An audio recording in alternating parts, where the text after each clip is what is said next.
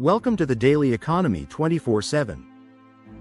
Today, we are dedicating the entire show to one number. One metric that sits at the intersection of money, politics, confidence, and fear. One statistic that can move markets, swing elections, shape family decisions, and quietly redraw the future. The unemployment rate. Now, if you have followed this show for any length of time, you know we never treat numbers as just numbers. Behind every percentage point, there are stories. Behind every chart, there are lives being rearranged.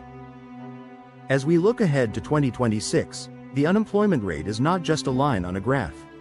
It is a signal, it is a warning, it is a mirror, and in this episode, we are going to slow down and sit with what that really means. We are going to explore where the labor market stands today, why unemployment is likely to rise in 2026, what kinds of economic problems that could create, and the choices households, businesses, and communities will face if and when that happens.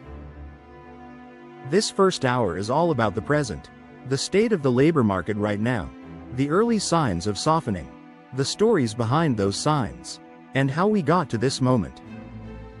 Defining the unemployment rate in human terms, let us start with something simple that is actually not simple at all. When you hear the unemployment rate, what does that really measure? Officially, the headline unemployment rate, what economists call U3, counts people who are actively looking for work but do not currently have a job. It does not count people who have given up looking.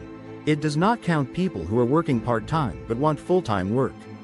It does not count people stringing together gig jobs just to survive. So from the very beginning, we need to recognize this. The unemployment rate is a powerful signal, but it is not the whole picture. There are broader measures, like U6, that include underemployed workers and those marginally attached to the labor force. And then there is an entirely separate question: how many people are not participating at all? Think about that for a moment. If a factory worker loses his job and searches frantically for months, he shows up in the unemployment rate. But if after a year he stops searching because he is exhausted and discouraged, the official unemployment rate can actually go down, even though his life has not improved. That is why we cannot just recite the number. We have to interpret it. We have to place it in context. A look at the recent labor market. Over the last few years, the labor market has gone through one of the wildest cycles in modern history. First, the shock. A sudden spike in unemployment when the world effectively shut down. Then an extraordinary recovery. Job openings surging, firms scrambling for workers, wages rising fastest at the bottom for the first time in a long time. Signing bonuses, help wanted, signs everywhere. People switching jobs to chase better pay or better conditions. And then, gradually, a different phase, cooling. Job openings coming down from record highs. Hiring still happening, but more slowly. Wage growth still positive, but no longer racing ahead. More people sending resumes and hearing silence. We are now in that in-between zone. Not in a jobs crisis. Not in a boom. A place where the official unemployment rate may still look healthy by historical standards, but the momentum is no longer clearly in one direction. If you talk to workers, you will hear it in their tone. If you talk to small business owners, you will hear it in their caution. If you talk to hiring managers, you will hear it in phrases like, "We are on a soft freeze," or "We are being more selective," or "We are waiting to see how the economy looks next quarter." This is what a turning point feels like. I want you to picture someone with me. His name is Marcus. Marcus is 38 years old. For more than a decade, he worked as a logistics coordinator for a mid-sized manufacturing company. He managed shipments, dealt with suppliers, tracked inventory, and made sure orders got where they needed to go. He was good at his job. His performance reviews were positive. His identity, in many ways, was tied to the idea that he was reliable, steady, dependable. Then, one Friday afternoon, his manager called him into a small conference room. You already know how that story starts. This is not about your performance. The company is restructuring. We have to reduce headcount. Your position is being eliminated. At first, Marcus was stunned, then determined. He told himself, I have experience. I have a solid resume. I am in my late 30s, not my late 50s. I will be fine. In the first few weeks, his confidence matched the recent past of the labor market. He went on job boards and saw plenty of postings. He updated his resume. He reached out to people he knew. He applied to positions that looked like a natural fit. But then something started to happen.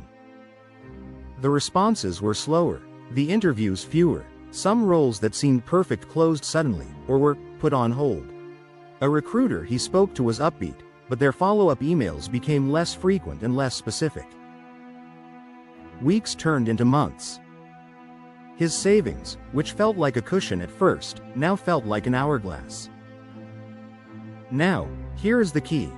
Marcus does not show up in the unemployment rate as a story. He shows up as a contribution to a percentage. That is the gap we are trying to close in this episode, between the number on the chart and the human experience underneath it. The difference between low unemployment and easy jobs. One of the most important points to understand going into 2026 is this. A low unemployment rate does not always mean it is easy to find a job. A rising unemployment rate does not always mean the economy is collapsing. There are times, like in the immediate recovery period after a deep recession, when unemployment is high but opportunities are improving. People are being rehired. Businesses are reopening. The direction is what matters. There are other times when the unemployment rate may still look low compared to history, but finding a job is getting harder. Job openings are shrinking. Hiring processes are dragging on. Employers are posting roles as a way to keep options open, rather than fill them quickly. That is where we are drifting now. This nuance matters because the headline alone can be misleading. A 0.5% increase in unemployment spread over a year might not sound like much, but behind it can be millions of people feeling their options narrow. Now let us shift to a different story. Her name is Olivia. She is 23 years old, a recent college graduate with a degree in communications and a minor in marketing. During the boom years, she watched older students land jobs with ease, tech companies visiting campus, recruiters hosting events, starting salaries that sounded unreal.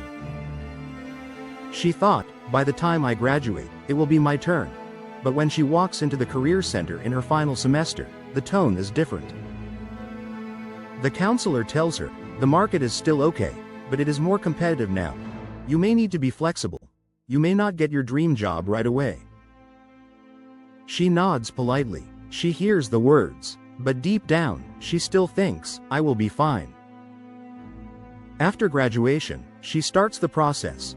Resumes, cover letters, LinkedIn messages, portfolio links. She sends out 20 applications, then 50, then 100. She gets a few interviews. Some drag through 3 or 4 rounds and then end with a message that starts with, we were impressed, but... Months pass. She moves back home temporarily to save money. She takes a part-time job at a cafe to cover basic expenses. She tells herself it is temporary. On paper, she is employed, so she is not in the unemployment rate at all. But in reality, she is underemployed. She is part of the broader labor story, part of the pressure that never fully shows up in the headline number. This is why, when we talk about unemployment in 2026, we have to talk about more than one metric. We have to talk about participation, underemployment, and how long people are searching. The early signs of softening. So what are the early signs that the labor market is softening, even before the unemployment rate makes a big move? First, job openings. When the number of open positions starts to fall steadily, it tells you that businesses are taking a step back. They are not necessarily firing people in huge numbers yet, but they are not expanding aggressively either. Second, the ratio of openings to unemployed workers. In the boom, there were far more openings than job seekers. That gave workers bargaining power. As that ratio narrows, some of that power flows back to employers. Third, the length of job searches. When it takes longer to land a new role after a layoff or a quit, that is a sign of a less forgiving market. People like Marcus start at 3 months, then cross 6. People like Olivia expect a couple of months and end up facing half a year. Fourth, wage growth. When wages stop accelerating and start flattening out, or rise more slowly than prices, workers feel it. The paycheck does not stretch as far, and future raises look less generous. Fifth, continuing unemployment claims. Initial claims tell you who just lost a job. Continuing claims tell you who is still looking. When continuing claims drift higher, it means more people are stuck in the search phase. All of these early indicators matter as we think about 2026. Because by the time the headline unemployment rate has clearly moved up, the pressure on real people has already been building for a while.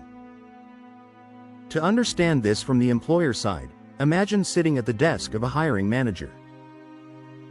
Her name is Priya. She works at a mid-sized software firm.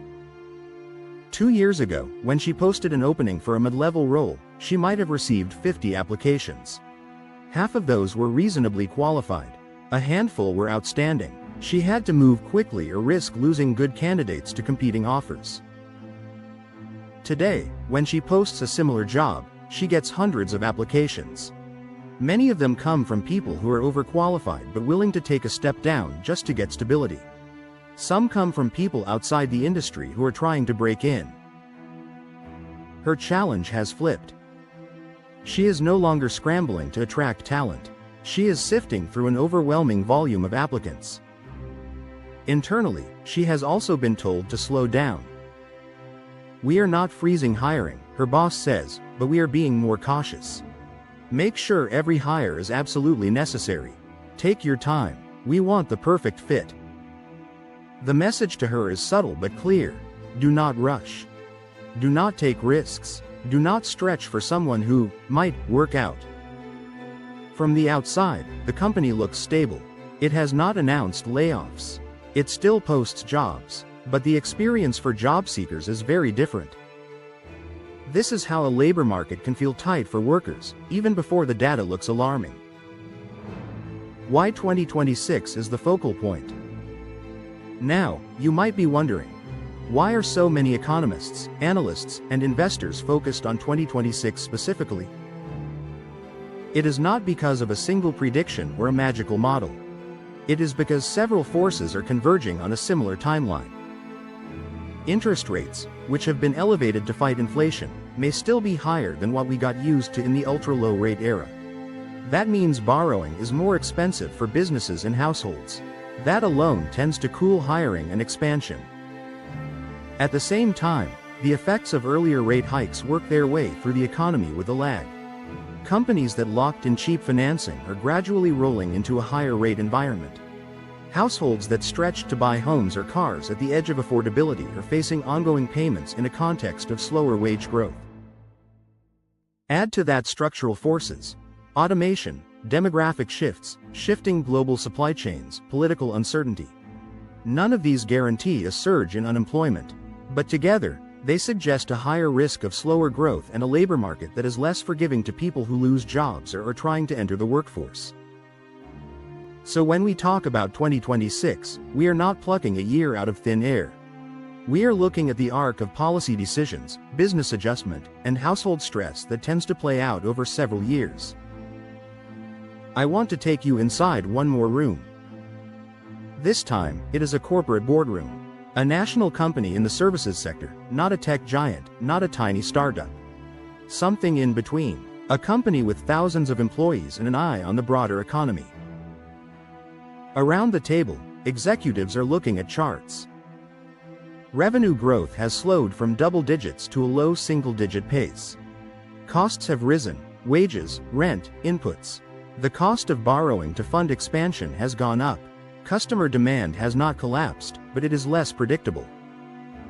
The CEO speaks first. "We are not in trouble," she says, "but we are not in the free money era anymore. We need to be more disciplined." The CFO presents a slide. "If we hire at the pace we did 2 years ago," he explains, "our margins get squeezed. If we pull back too aggressively, we risk service quality and future growth. We need to find a middle path." Then someone raises the question that hangs over every decision in a softening labor market. Do we freeze hiring? the room is quiet for a moment. They do not want headlines about layoffs. They do not want to destroy morale. But they also cannot justify adding staff at the old pace. So they land on a phrase you hear a lot in this phase of the cycle. We will be more targeted. Critical roles only. Everything else, we delay and review later.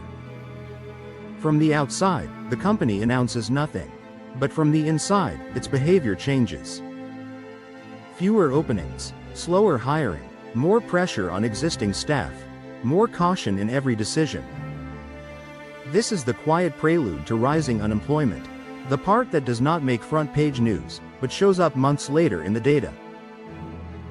The unemployment rate is not just a statistic. It is a compressed story about millions of people like Marcus and Olivia, people who want to work, who are searching, who are adjusting their lives around the answers they receive or do not receive. The labor market in the mid-2020s has shifted from frantic hiring and worker leverage towards something more cautious, more selective, and more uneven. Official numbers may still look healthy, but the momentum has changed. Businesses are not panicking. They are adjusting. Households are not collapsing. They are tightening. Workers are not hopeless. But they are noticing that what felt easy a couple of years ago now takes more effort, more time, more uncertainty. 2026 sits on the horizon as a year when these trends could converge into something more serious: higher unemployment, slower spending, more stress, and more pressure on the most vulnerable workers. In the next episode, we are going to explore what happens if that horizon becomes reality. We will look at the economic risks that rising unemployment can trigger, for consumer spending, for delinquencies, for small businesses, and for the credit system that underpins it all. But before we go there, I want you to hold one simple idea. A rising unemployment rate is not just bad news for job seekers. It is a reflection of deeper forces, policy choices, corporate strategies, technological shifts, and household balance sheets, all interacting over time. And the earlier we understand those forces, the better prepared we will be for the choices 2026 might bring. You are listening to the Daily Economy 24/7. Like, subscribe, and leave a comment.